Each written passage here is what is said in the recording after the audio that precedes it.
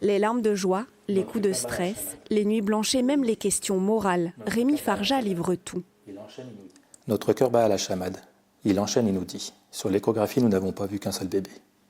Mais 2 bébés sont en train de se développer dans le ventre d'Erika. » La joie de devenir enfin père, lui n'y croyait plus après avoir abandonné l'idée d'une adoption en France, bien trop longue. Avec son mari, il tente l'aventure de la gestation pour autrui au Mexique. J'ai commencé à rédiger des notes sur un calepin au fur et à mesure que des événements arrivaient.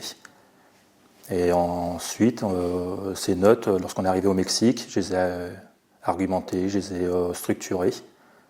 Et mon conjoint Kevin m'a dit pourquoi pas en créer un livre.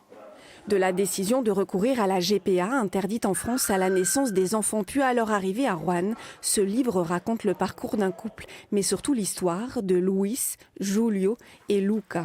Et le petit, c'est l'auriculaire. Auriculaire. Ils sont nés il y a 2 ans de 2 mères porteuses à Mexico, grâce à un don d'ovocytes et au sperme des 2 papas. Depuis, ils vivent comme n'importe quelle autre famille nombreuse, sans peur des préjugés.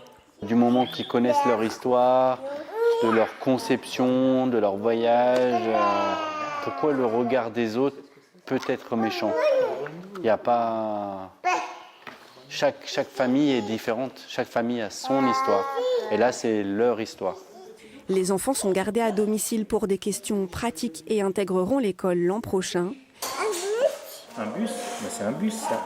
Une victoire pour ce couple de restaurateurs qui vit enfin son rêve familial. J'aurais jamais pensé ça quand j'ai annoncé à mes parents, enfin à ma famille, que j'étais gay, que j'aurais cette famille à côté de moi.